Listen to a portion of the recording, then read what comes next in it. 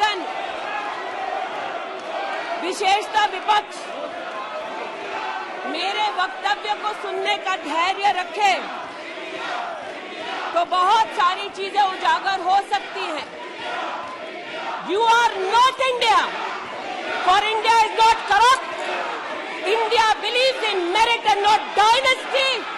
And today of all the days, people like you need to remember what was told to the British: quit India, corruption quit India, dynasty quit India. Merit now finds place in India. अध्यक्ष महोदय, सबसे पहले आपकी पीठ पर, आपके आसन पर जिस प्रकार का आक्रामक बर्ताव आज देखा गया, उसका मैं खंडन करती हूं। पहली बार राष्ट्र के इतिहास में भारत मां की हत्या की बात की और कांग्रेस पार्टी यहां पर तालियां बजाती रही। जो भारत की हत्या की बात पर कांग्रेस पार्टी ने ताली पीटी आज इस सदन में, इस बात का संकेत पूरे देश को दिया कि मन में गद्दारी किसकी है। मैं आज हिंदुस्तानी होने के नाते कहती हूं, मणिपुर खंडित नहीं है, विभाजित नहीं है, मेरे देश का अंग है। मैं इनसे पूछती हूं, इन्हीं की अलायंस के एक सदस्य बैठे हैं जिन्होंने तमिलनाडु में कहा कि भारत का मतलब मात्र उत्तर भारत। अगर हिम्मत हो राहुल गांधी में तो आकर भारत के ऊपर इस प्रकार का कटाक्ष करने वाले डीएमके के अपने साथी का खंडन करके बताएं। कांग्रेस पार्टी के एक नेता ने कश्मीर में रेफरेंडम की बात की। अगर हिम्मत है गांधी खानदान में तो इस सदन में और इस देश को बताए कि कश्मीर को देश से हटाने की साजिश में कांग्रेस के उस नेता का वक्तव्य क्यों है। You are not India because you define corruption in India. You are not India because you define incompetence. You are not India. एक मिनट, माननीय सदस्य, ये तरीका ठीक नहीं है। सदन में नारेबाजी करना तरीका ठीक नहीं है। प्लीज माननीय सदस्य बैठिए, उनको अपनी बात कहने दीजिए। आपने अपनी बात कही है, यह तरीका ठीक नहीं है। नो गलत तरीका है आपका, नो गलत तरीका है आपका। स्मृति जी, पुनः कहती हूं अध्यक्ष महोदय, शायद अपने ही कोलाहल में सुन न पाए हो। मणिपुर हमारे देश का अभिन्न अंग है, खंडित न था, न है, न कभी होगा। इनके यूपीए के अलायंस के एक नेता ने तमिलनाडु में एक वक्तव्य दिया है। पुनः कहती हूं कि भारत का मतलब मात्र उत्तर भारत। मैं आज गांधी खानदान से, कांग्रेस पार्टी से पूछना चाहती हूं, क्या भारत केवल उत्तर भारत है? अगर दम है तो अपने पार्टनर को मुंह तोड़ जवाब दे, अगर हिंदुस्तान में आस्था रखते हैं। कांग्रेस के एक नेता ने अध्यक्ष महोदय कोर्ट में जाकर वक्तव्य दे दिया कि कश्मीर में रेफरेंडम की तलाशना चाहिए संभावना। मैं आज कांग्रेस पार्टी से पूछना चाहती हूं, क्या उनके आदेश अनुसार ये वक्तव्य कि कश्मीर का खंडन हो, भारत विभाजित हो, क्या ये कांग्रेस के नेतृत्व के आदेश के अनुसार है? अध्यक्ष महोदय, पुनः कहती हूं, हमारे राष्ट्र के संसदीय इतिहास में आज तक भारत मां की हत्या की बात करने वाले कभी भी बैठकर मेज नहीं थपथपाते। कांग्रेसियों ने बैठकर मां की हत्या के लिए मेज थपथपाई है। ये बात करते हैं इंसाफ की। ये चेहरा धूमिल है, ये चेहरा धूमिल है। मैं बताऊं किसका चेहरा है, मैं बताऊं किसका चेहरा है अध्यक्ष महोदय। ये चेहरा है गिरिजा टिक्कू का। सुन लीजिए पंडितों की दास्तान आप भी। गिरिजा टिक्कू का यह चित्र है। 90 के दशक में एक महिला यूनिवर्सिटी में अपना पेचेक लेने जाती है। सारी बातें करूंगी। अपना पेचेक लेने जाती है, बस से घर लौटने का प्रयास करती है। उसको 5 मर्द बस से खींचकर टैक्सी में ले जाते हैं, बलात्कार करते हैं और फिर आरी से उसका बदन काट देते हैं। जब गिरिजा टिक्कू के जीवन पर एक फिल्म में एक प्रति आया,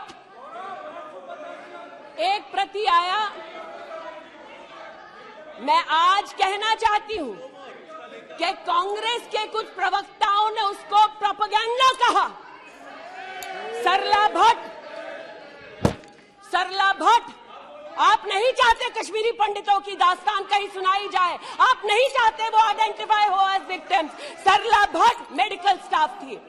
90 के दशक में उसको उसके इंस्टीट्यूट से अगवा करके गैंग रेप किया गया और सड़क के किनारे रखा गया।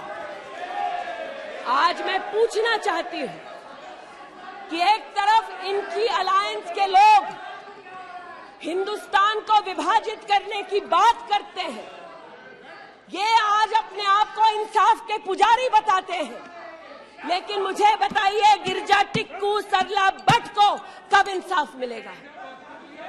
हर गली हर मोहल्ले में एक स्लोगन गूंजता था पंडितों के बीच, रलियू सलियू गलियू।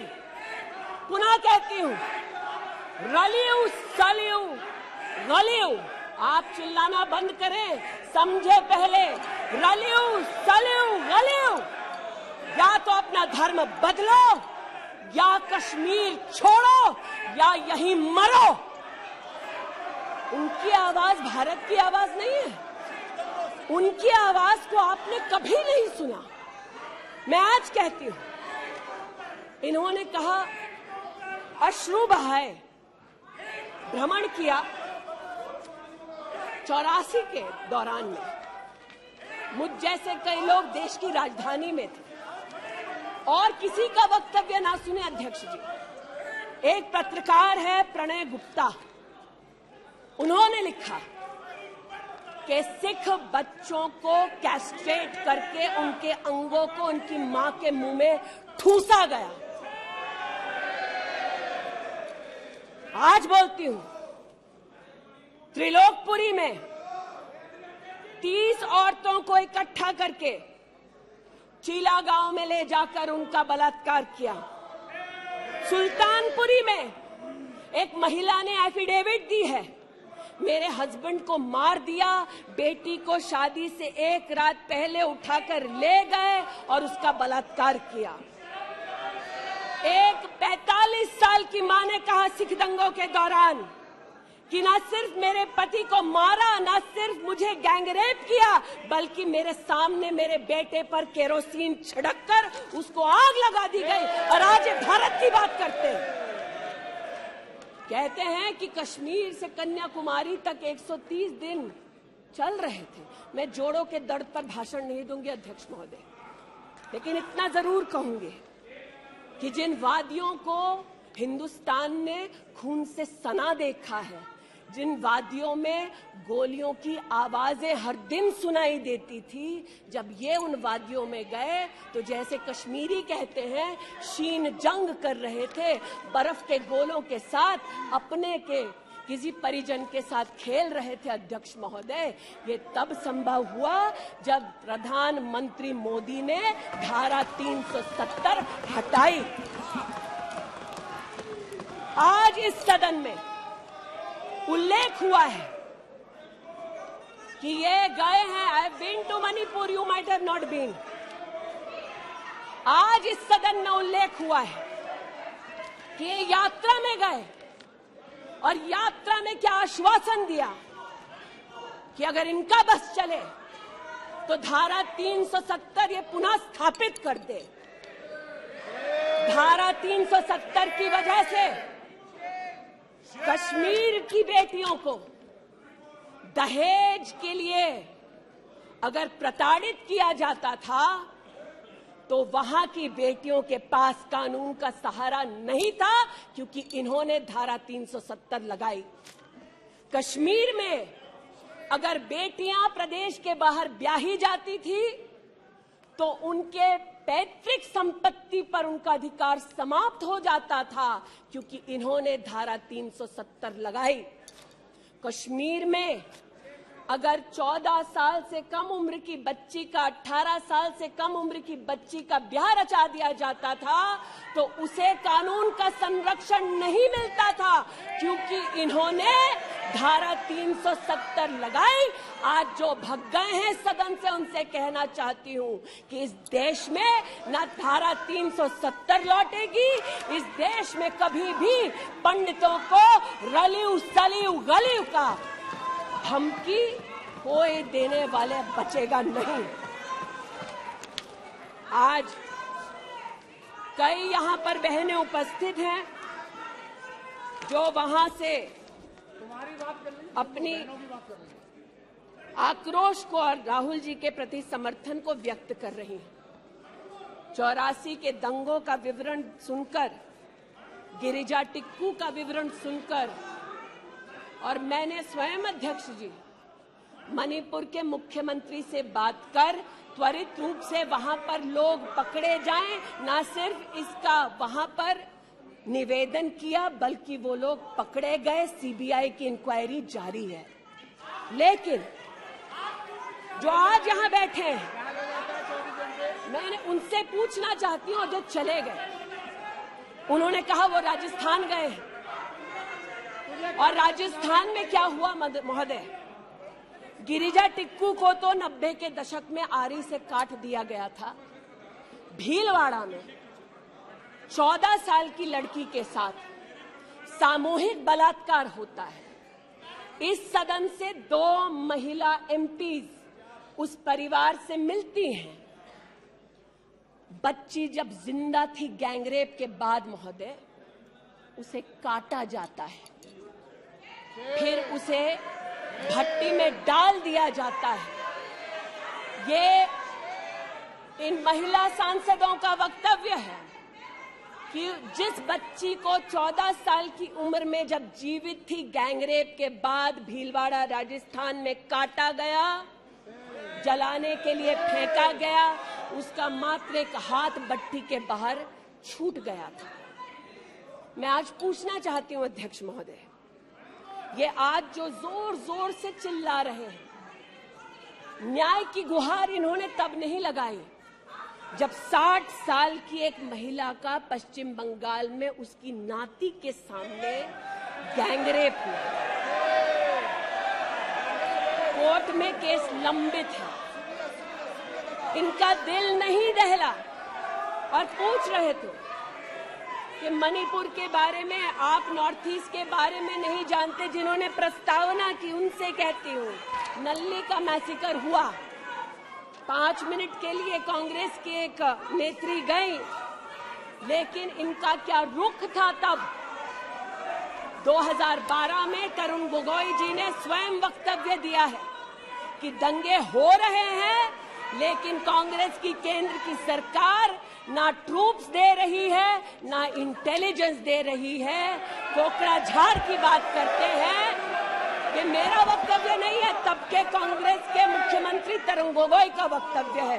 कोकराझार में हिंसा होती है, धुबड़ी में 3-3 महीने कर्फ्यू रहता है। आज महोदय जो लोकतंत्र की दुहाई दे चुके हैं, हम बार बार इस सदन में बार बार इमरजेंसी की गाथा को याद करते हैं। इस सदन में हम लोग बार बार उन नेताओं को, उन सामाजिक संस्थाओं को, उन मीडिया के बंधुओं को, उनकी प्रिंटिंग प्रेस कैसे जबरन बंद कर गई उसको, इस पर विस्तृत चर्चा होती है। लेकिन इमरजेंसी के कालखंड में साधारण महिला का इन्होंने, कांग्रेस पार्टी ने क्या हश्र किया। स्नेहलता रेड्डी की आज बात करना जरूरी है। बेंगलुरु की जेल में बंद किया गया और इसलिए बंद किया गया क्योंकि वो सोशलिस्ट थी, भाजपाई नहीं थी, सोशलिस्ट थी। और जब बंद किया 2 मई 1976 को, तब उन्होंने अपनी प्रिजनर्स डायरी में लिखा, और मैं कोट कर रही हूं, जो पब्लिकली अवेलेबल है। As a woman comes in, she is stripped naked in front of everyone else. When a human being is sentenced, is the punishment not enough? Must the human body be degraded and humiliated? ये स्नेहलता रेड्डी के शब्द हैं, जो उन्होंने emergency के कालखंड में jail में लिखे, अपनी अचीवमेंट्स को बताते हुए। जून 6, 1974 में स्नेहलता रेड्डी लिखती है that at least I have achieved something here. I have stopped the horrible beatings the women prisoners used to get. ये कांग्रेस का इतिहास है और ये भारत की बात करते हैं। अस्थमा की पेशेंट थी ये महिला, जेपीजी को तो डायलिसिस ना करने दिया, अस्थमा की इस पेशेंट को दवा नहीं लेने दी। वो 2 बार एस्थमेटिक कोमा में गई और एस्थमेटिक कोमा में जाते जाते जब उनकी हालत बिगड़ी तो पैरोल पर उनको 15 जनवरी 77 में छोड़ा। चार्जशीट में इस औरत का नाम नहीं था और 5 दिन बाद उनका देहांत हो गया। इनका इतिहास खून से सना है और जिनकी हत्या हुई आज वो इनको कटघरे में नहीं ला सकते, इसलिए आज इस सदन में मैं उनका नाम ले रही हूं, उनके बारे में बोल रही हूं। चाहते हैं कि मणिपुर पे चर्चा हो, मणिपुर पे चर्चा करने के लिए बार बार पार्लियामेंट्री अफेयर्स मंत्री ने गुहार लगाई, बार बार देश के गृह मंत्री ने कहा, हमारे श्रद्धेय राजनाथ जी ने भी कहा कि आप मणिपुर पे सदन पर चर्चा कीजिए, हम चर्चा के लिए तैयार हैं, भागे ये, हम नहीं, भागे ये और हम नहीं। और भागने के पीछे कारण क्या? क्योंकि गृह मंत्री जब बोलने लगेंगे, परतें जब खुलने लगेंगी, तब ये मौन साध लेंगे। मौन मुद्रा का उल्लेख हुआ था, मौन थे ये लोग कई चीजों पर और आज भी हैं। अध्यक्ष महोदय, मेरे हाथ में केपीएमजी की एक रिपोर्ट है जो इनके कार्यकाल से संबंधित है, जो कहता है कि करप्शन की वजह से यूपीए की कार्यकाल में हमारे देश की जीडीपी की ग्रोथ को 9% का नेगेटिव इंपैक्ट होगा। ये अंतर्राष्ट्रीय एजेंसीज बोल रही थी, लेकिन ये चुप थे, आज भी चुप हैं। जो लोग जीरो लॉस थियरी सिखाते थे, आज उसी कांग्रेस के एक नेता को कोयला घोटाले के लिए सजा हुई है और वो चुप है। लेकिन चुप और बहुत सारी चीजों में रहे महोदय। 2005-06 में यूपीए की सरकार को यह ज्ञात हो गया था कि खुले में शौच करने की वजह से महिलाओं का बलात्कार हो रहा है। 2005-06 में इनको पता था, ये सरकारी सर्वे में ज्ञात हुआ है, लेकिन ये चुप थे। 2010 में वर्ल्ड बैंक की रिपोर्ट ने कहा, इनकी तब सरकार थी, कि स्वच्छता ना होने की वजह से देश की जीडीपी पर 6.4 का नेगेटिव इंपैक्ट है, ये चुप रहे। महिला का बलात्कार खुले में शौच में हो रहा था, इनको पता था, ये चुप रहे। 2014 तक देश में केवल 39% आबादी को इन्होंने टॉयलेट की व्यवस्था सुनिश्चित करके दी। 2019 तक 100% कवरेज हुआ। 110 मिलियन टॉयलेट, ये हंसते हैं इस पे अध्यक्ष जी।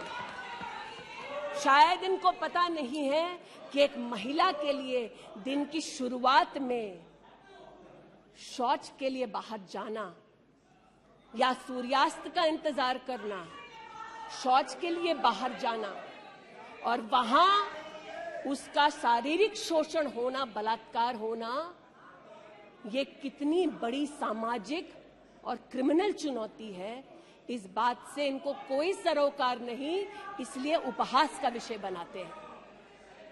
आज मुझे ये कहते हुए शर्मिंदगी है कि मैं यहां पर कह रही हूं कि खुले में शौच करने वक्त औरत का बलात्कार होता है, ये उपहास उड़ा रहे हैं और महिला उपहास उड़ा रही है।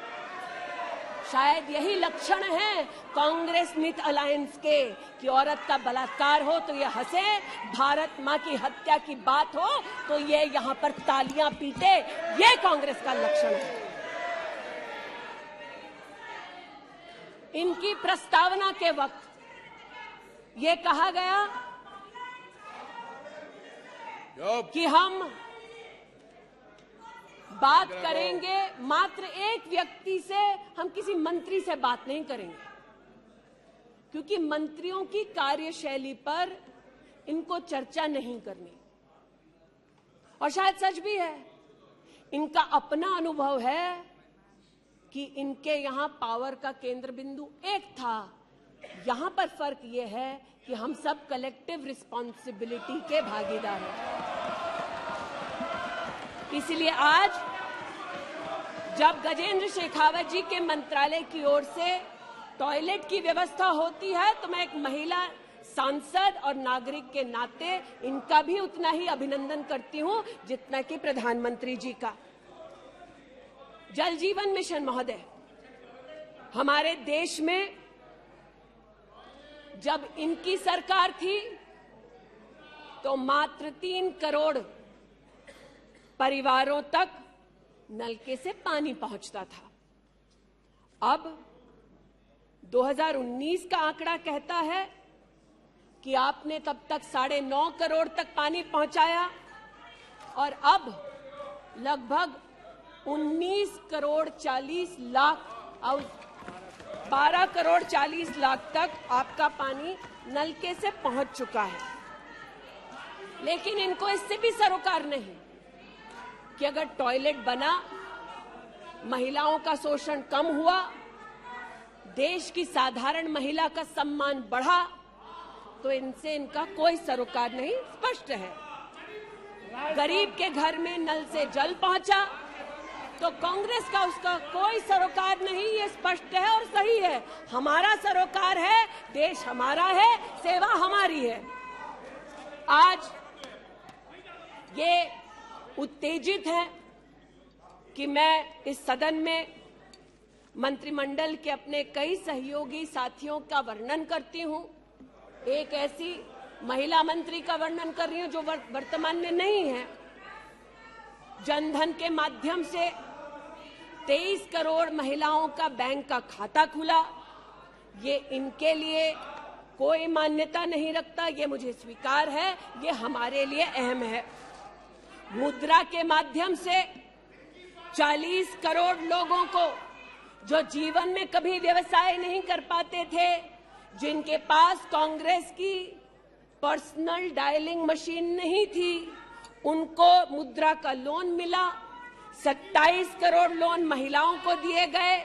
महिलाओं को अपना व्यवसाय शुरू करने के लिए 23 लाख करोड़ रुपया सैंक्शन किया गया मुद्रा के माध्यम से। इनका उससे कोई सरोकार नहीं। 8 करोड़ नौजवान हमारे राष्ट्र के इतिहास में फर्स्ट टाइम एंटरप्रेन्योर्स बने। इनका उससे कोई सरोकार नहीं। 1,80,000 अकाउंट्स में स्टैंड अप इंडिया का 40,000 करोड़ का पैसा दिया गया। 80% महिलाएं। प्लीज, क्या तरीका है?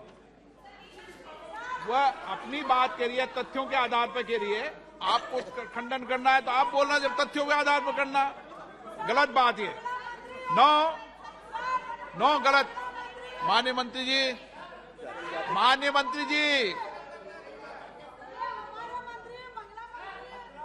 आपकी अनुमति से सर मैं पुनः बोलूं। तो जैसा कि मैंने कहा, महिला का अगर आर्थिक सामाजिक उत्थान होता है तो इससे इनको कोई सरोकार नहीं। सेल्फ हेल्प ग्रुप की बात करते हैं। जब इनकी सरकार थी तब मात्र 19 लाख सेल्फ हेल्प ग्रुप्स को इन्होंने 80,000 करोड़ का लोन दिया। हमने 9 करोड़ महिलाओं को 5 लाख करोड़ की आर्थिक व्यवस्था करके दी देश के सेल्फ हेल्प ग्रुप में। यह हमारा अभिमान है। जो आज महिला के बारे में चर्चा कर रहे हैं, बंद करो सर। जब इन्होंने महिला संबंधित बजट की व्यवस्था की तब इनके कार्यकाल से 130% ज्यादा बजट हमारे प्रधानमंत्री जी ने देश की महिलाओं को समर्पित किया। ये हमारा अभिमान है। आयुष्मान भारत के अंतर्गत 10 करोड़ परिवारों में महिलाओं को आयुष्मान भारत का कार्ड मिला। आज तक 2 करोड़ 60 लाख महिलाओं ने हॉस्पिटल वेलनेस सेंटर में सुविधाएं ली।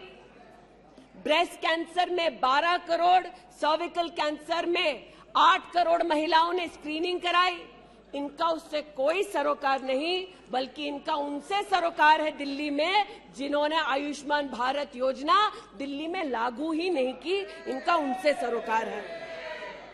देश में मोदी सरकार में 3 करोड़ 84 लाख घर बने, जिनमें से 2 करोड़ 86 लाख महिलाओं को मिले। इनका उनसे कोई सरोकार नहीं, क्योंकि गरीब महिला लखपति दीदी बन गई, वो हमारा अभिमान है, इनका नहीं। हमारे देश में 8 करोड़ 50 लाख बेटियों ने समग्र शिक्षा के माध्यम से स्कूल में सेवा ली, मुफ्त टेक्स्ट बुक की सेवा ली। बेटियां का ये उपलब्धि हमारा अभिमान है, इनका नहीं।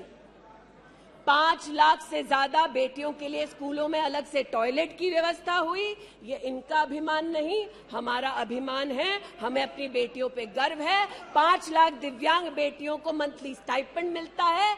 ये सेवा हम देश की बेटियों को दे सकते हैं। ये हमारे लिए बहुत बड़ा प्रभु का उपकार है। 1,28,000 बेटियों को मेरिटोरियस स्कॉलरशिप दी जाती है, 12,000 रुपए की हर साल। ये सेवा का मौका परिवारों ने हमको दिया। 2 लाख से ज्यादा बेटियों को सेल्फ डिफेंस की ट्रेनिंग दी जा रही है। आज एलिमेंट्री एजुकेशन में बेटियों की एनरोलमेंट 100% है इस देश में। ये हमारे देश के लिए गौरव की बात है। आज पहली बार फीमेल एनरोलमेंट उच्च शिक्षा में महोदय 2 करोड़ से ज्यादा हुआ है महिलाओं का। ये देश के लिए गौरव की बात है। आज दलित बेटियों का एनरोलमेंट बढ़ा है 38%। दलित बेटियों का उल्लेख करती हूँ, ये चिल्लाते हैं, इनको दलित बेटियों से सरोकार नहीं, हमको है। ये हमारे लिए गर्व की बात है। आदिवासी बच्चे, लड़कियां 63% उनका एनरोलमेंट बढ़ा महोदय। आदिवासी बच्चों के साथ इनका कोई सरोकार नहीं। आदिवासी बेटियों ने हमारे प्रधानमंत्री को सेवा का मौका दिया। ये हमारे लिए प्रभु की असीम कृपा है।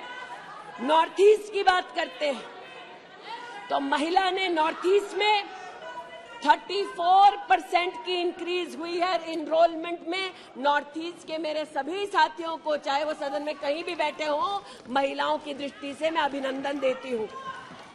आज हमारे देश में महिला जो पीएचडी करती है, 99.2% की वृद्धि हुई है एनरोलमेंट में पीएचडी करने वाली महिलाओं में।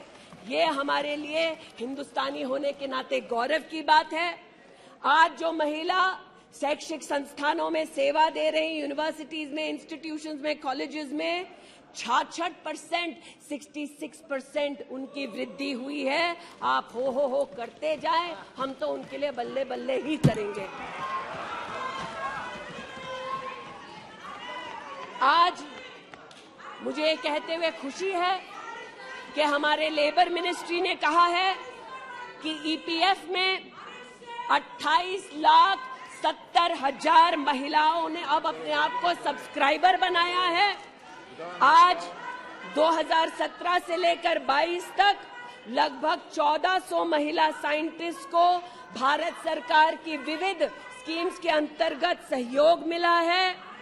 आज महिलाओं को मैटरनिटी लीव में 26 हफ्ते की पेड मैटरनिटी लीव मोदी सरकार ने सुनिश्चित की है। आज महिलाओं ने 3 करोड़ बेटियों ने, महिलाओं ने प्रधानमंत्री मातृ वंदना योजना के अंतर्गत 13,700 करोड़ रुपया अपने बैंक के खाते में पाया है। इस सेवा के लिए प्रधानमंत्री जी को आभार और बेटियों का अभिनंदन। आज हमारे देश की बेटियां सैनिक स्कूल में पढ़ सकती है। इस ऐतिहासिक निर्णय के लिए रक्षा मंत्री जी, प्रधानमंत्री जी को आभार। आज हमारी देश की बेटियां आर्म्ड फोर्सेस में परमानेंट कमीशन पा चुकी हैं। हमारे देश का गौरव बढ़ाने के लिए ऐसी बेटियों का आभार। आज जो महिला और महिला हक के लिए यहां बोल रहे हैं,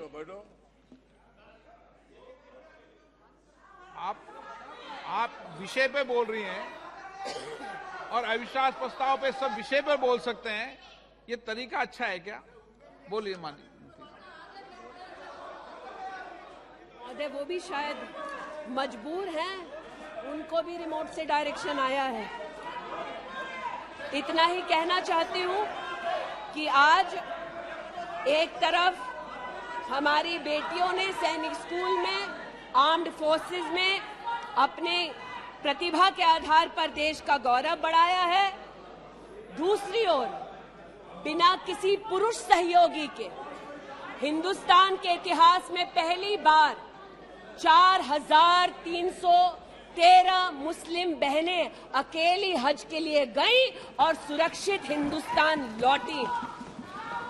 जो महिला हक की बात करते हैं महोदय, उनसे कहना चाहती हूं, महिला हक को संरक्षित करने के लिए जब हमारी सरकार ट्रिपल तलाक के कलंक को मिटाना चाहती थी, तब महिला के हक में नहीं बल्कि वोट बैंक के लालच में इन्होंने सदन की कार्रवाई को त्याग दिया था।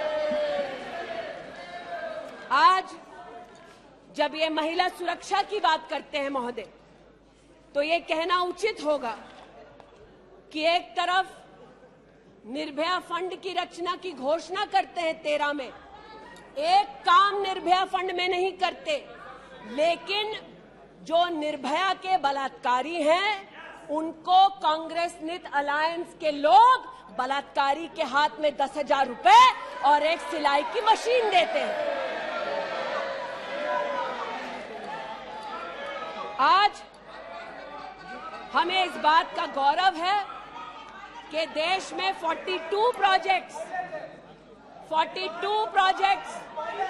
5,000 करोड़ की लगभग लागत से भारत सरकार के सौजन्य से बन रहे हैं। जो महिला सुरक्षा के लिए ये न कर पाए, वो आज प्रधानमंत्री मोदी कर रहे हैं। आज integrated emergency response management system के अंतर्गत देश के 983 रेलवे स्टेशन पर महिला पैसेंजर्स के लिए 24 घंटे सुरक्षा का प्रावधान किया गया। आज कोंकण में वीडियो सर्वेलेंस सिस्टम की विशेष व्यवस्था महिला संरक्षण और महिला सुरक्षा के लिए की गई।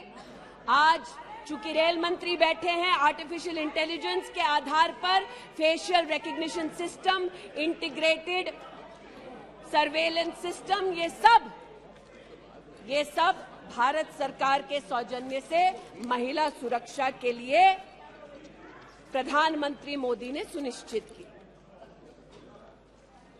एक बात पर मैं आपत्ति अभी दर्ज करती हूं अध्यक्ष जी, कि जिनको आज मुझसे पहले वक्तव्य देने का अधिकार दिया गया, उन्होंने जाते जाते एक अभद्र यहां पर लक्षण के दर्शन दिए। It is only a misogynistic man who can give a flying kiss to a parliament which seats female members of parliament.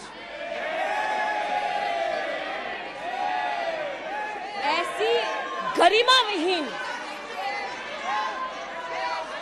आचरण को इस देश के सदन में कभी नहीं देखा गया। ये उस खानदान के लक्षण हैं, या आज सदन में देश को पता चले। लेकिन कहां गए हैं, वहां पर क्या हालात हैं अध्यक्ष महोदय? गोद भराई के नाम पर राजस्थान में भास्कर ने लिखा है कि राजस्थान की कांग्रेस की सरकार जेब भराई कर रही है। 13 से 20 महीने का घरबाशय दिखाया जा रहा है राजस्थान में, और भारत की तिजोरी से पैसा लूटा जा रहा है। इनका सरोकार महिला उत्थान से नहीं, ये महिला के बारे में क्या सोचते हैं, इनकी क्या हरकतें हैं, इनके नेता ने जाते जाते यहां पर उसको प्रसारित कर दिया है। लेकिन इन्हें सरोकार इनके नेता को किससे है? चीन से है। तो चूंकि सब चीन में इतनी रुचि लेते हैं कांग्रेस पार्टी के नेता, इसलिए आज एक सुखद समाचार भी सुनाती हूं। चीन में 31st यूनिवर्सिटी गेम्स हुआ। 1959 से लेकर आज तक भारत को मात्र 18 पदक मिले। इस बार 26 मेडल का रिकॉर्ड हिंदुस्तान के बच्चों ने स्थापित किया। भारत मां के टुकड़े के लिए तालियां बजाते थे, भारत मां के बच्चों के लिए तो बजा दो। 11 गोल्ड, 5 सिल्वर, 10 ब्रॉन्ज। आज देश के यूनिवर्सिटी के छात्र देखें कि 31st यूनिवर्सिटी गेम में भारत का नाम रोशन करने वाले छात्रों के लिए मैं गुहार लगा रही हूं कि कांग्रेस पार्टी यहां अभिनंदन कर दे, लेकिन वो अभिनंदन से भारत के बच्चों को वंचित रखते हैं।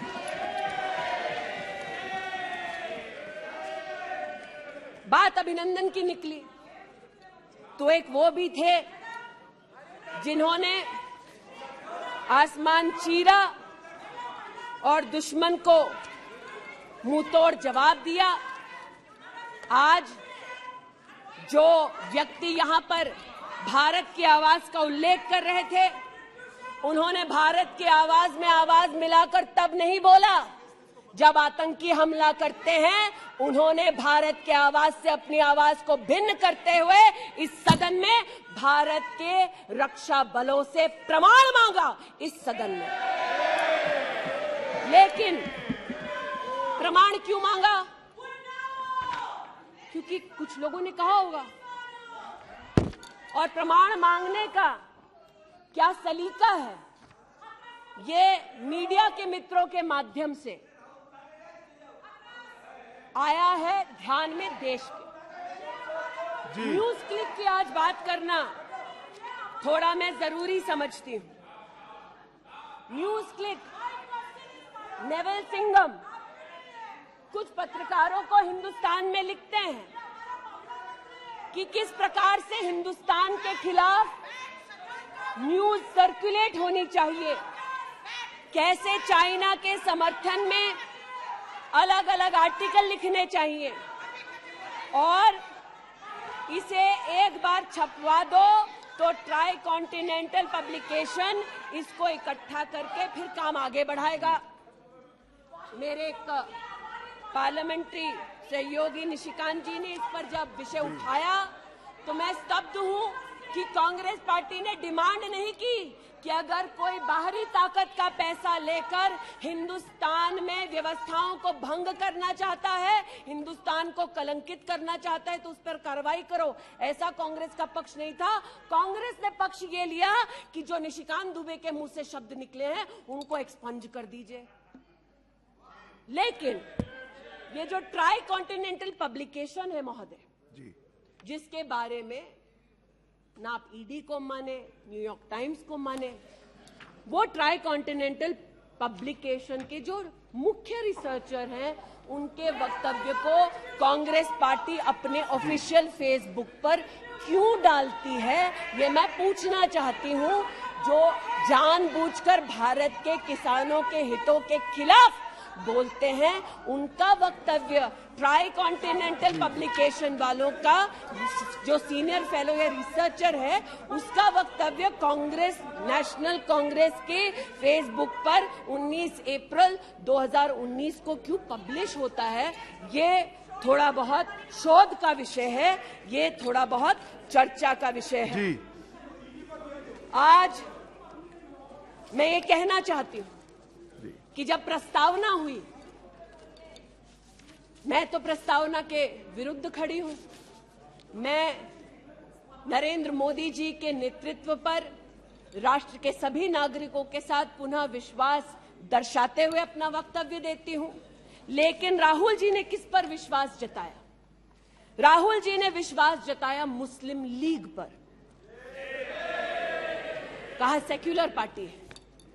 शायद राहुल जी ने ना पढ़ा हो कि 80 के दशक में मुरादाबाद में 83 लोगों को मारने वाली मुस्लिम लीग, राहुल जी को बताना पड़ेगा सेक्युलर कैसे हुई।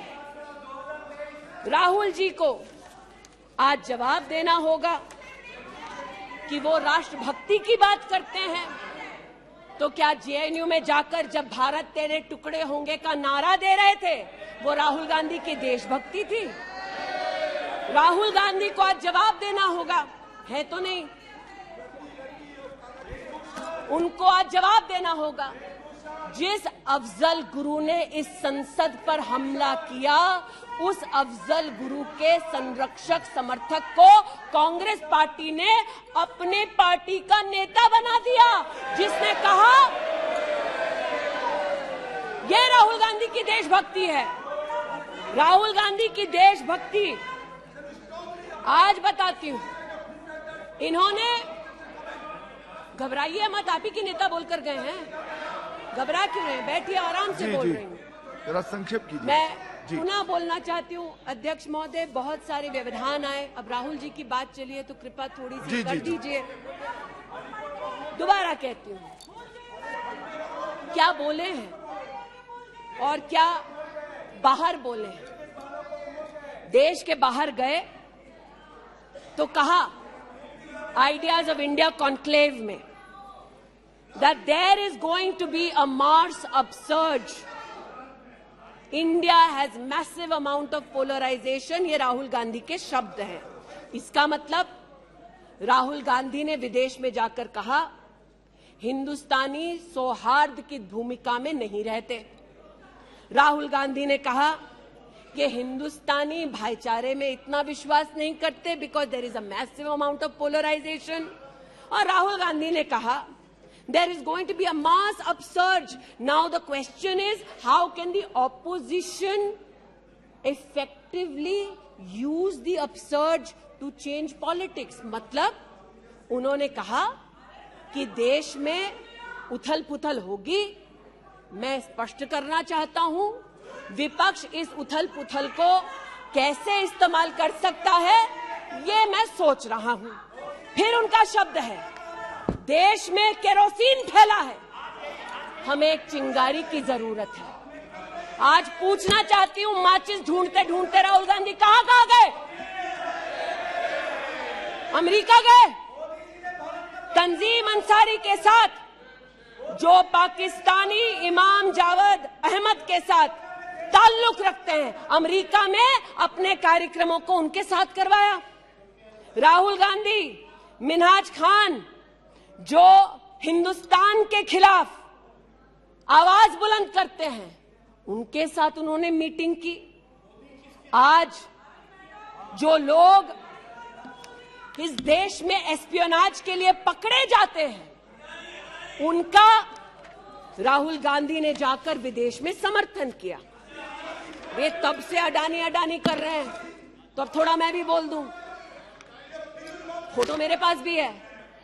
इतना ही खराब है तो जीजा जी उसके साथ क्या कर रहे हैं? तो निशिकांत जी सही कहा, किसी को सेट करो, किसी को भेंट करो। पूछना चाहती हूं, 1993 में मुंद्रा पोर्ट में कांग्रेस की सरकार ने अडानी को जगह दी। तब प्रधानमंत्री कौन थे? कांग्रेस के थे। वित्त मंत्री कौन थे? मनमोहन सिंह थे। अडानी बोल रही हूं। यूपीए के कार्यकाल में अडानी को इन्होंने 72,000 करोड़ का लोन दे दिया। क्यों दिया? राजस्थान में 60,000 करोड़ से ज्यादा का समझौता कर लिया गहलोत जी के साथ। 20,000 एकड़ जमीन ले ली। क्यों किया? केरल में कांग्रेस की यूडीएफ सरकार के साथ पोर्ट का काम क्यों दिया? महाराष्ट्र में जब कांग्रेस के पास सत्ता थी, तो फिर कांग्रेस ने अडानी को पोर्ट का काम क्यों दिया? बंगाल में हल्दिया पोर्ट का काम अडानी को क्यों दिया? छत्तीसगढ़ में कांग्रेस पार्टी ने अडानी को काम आदिवासियों ने मना किया, फिर भी क्यों दिया? अब इसमें बेटा कितना सेट होगा, दामाद को कितना भेंट होगा, हम क्या जाने। लेकिन आज अरे दामाद का मामला है, बैठ जा भाई। दामाद आपका नहीं है, जिनका है वो नहीं चिल्ला रहे, आप क्यों चिल्ला रहे? बैठ जाइए भाई। जिसका है दामाद वो नहीं चिल्ला रहे, आप क्यों चिल्ला रहे? बैठिए। अरे बैठ जाइए, बैठ जाइए, बैठ जाइए, बैठ जाइए, बैठ जाइए। कोयले घोटाले में पकड़े गए, 2G में भी पकड़े जाएंगे। बैठ जाइए प्लीज। आप बताइए, इस पूरी बला की जड़ मौत है। पूरी बला की जड़ परिवारवाद में, और परिवारवाद की राजनीति की जड़ कांग्रेस पार्टी में है। इनके अलायंस के लोग चारा खाते हैं, ये उनके घर मटन खाने चले जाते हैं। इनके अलायंस के लोग रेल की नौकरी के लिए गरीब की जमीन खाते हैं, जाके वो उन्हीं लोगों को गले लगाते हैं। और इनके सब के पीछे एक ही मजबूरी है, जो बड़ी विनम्रता से अजीत दा ने भी स्वीकारी कि मजबूरी हमारी कि तीसरी बार जनता कह रही है, फिर एक बार मोदी की बारी। Okay, now please conclude. तो मैं लिसन प्लीज। ये आज बैठिए। यहाँ पर उल्लेख कर रहे थे किसान की। आप भी बैठिए, आप किस लिए खड़े? ये बात आज कर रहे थे किसान की, तो किसान का क्या हश्र करते हैं वो मैं बताना चाहती हूँ। अध्यक्ष महोदय, थोड़ी सी मुझे मोहल्लत दे दें। ये मैं कहना चाहती हूँ उस क्षेत्र की बात, जिसकी मैं प्रतिनिधि हूँ, जहाँ पर बैठिए प्लीज, बैठिए दलित प्लीज मांग कर रहे थे विद्यालय की। 1982 में किसानों ने 4 बीघा 2 बिस्वा जमीन इंटर कॉलेज के लिए दी, और अमेठी में धोखे से किसानों की ये जमीन हड़पने वाले फाउंडेशन का नाम गांधी खानदान है।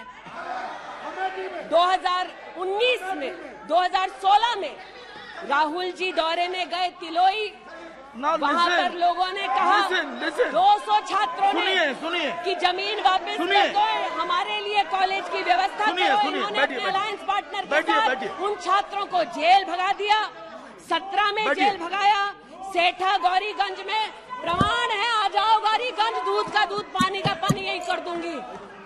गौरीगंज सेठा रोड पर जमीन हब्जाली, भूसियावा मार्ग पर, नरसिंह भानपुर पर, मुंशीगंज में जमीन हथियाली।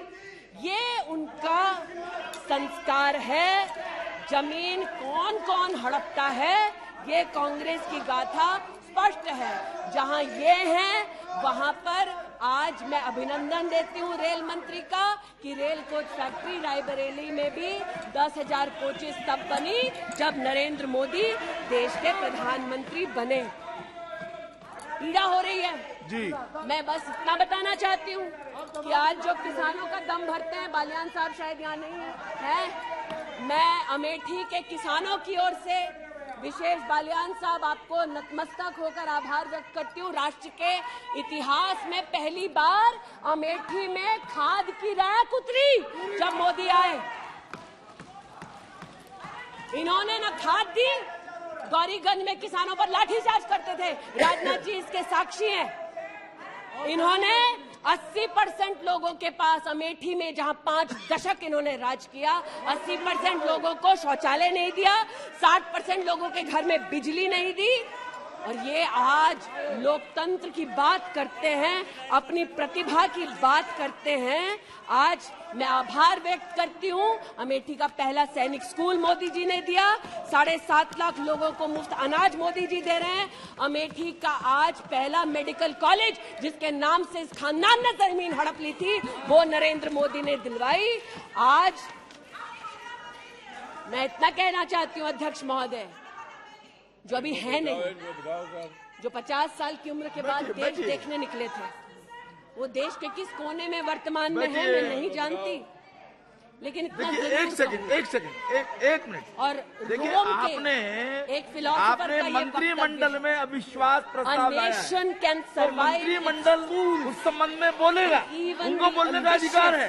प्लीज आप बैठ जाइए। नो, मणिपुर पर चर्चा आपने नहीं मांगी है, वो एक विषय है, उस पर चर्चा हो रही है, उसका उत्तर भी आएगा, परंतु no, please sit down, please sit down. But what sir of the enemy who speaks slightly,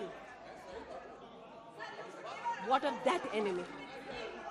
आज जिनके पास ना नीति थी, ना नियत थी, ना देश के प्रति निष्ठा थी, आज ना जो कभी हिंदू के हुए, जिन्होंने राम के अस्तित्व को नकार दिया, ना सिखों के साथ जिन्होंने इंसाफ किया, जो ना कभी महिलाओं के उत्थान के लिए समर्पित थे, ना नौजवान के सशक्तिकरण के लिए समर्पित थे, ना किसान के बलिदान को स्वीकार कर किसान की समृद्धि के लिए समर्पित थे।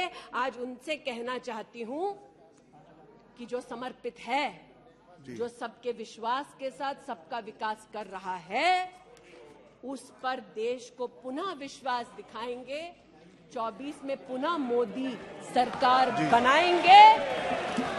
इस अविश्वास प्रस्ताव का मैं निषेध करती हूं और भारत मां का जयकारा लगाते हुए जो भारत मां की हत्या की बात कर रहे थे महोदय, उनसे कहना चाहती हूं, अंग्रेज आए चले गए, मुगलिया सल्तनत आई खत्म हो गई, हिंदुस्तान आज भी है और आगे भी रहेगा। और हिंदुस्तान इस देश की तिजोरी की चाबी वापस उनकी माताजी के हाथ में नहीं देगा।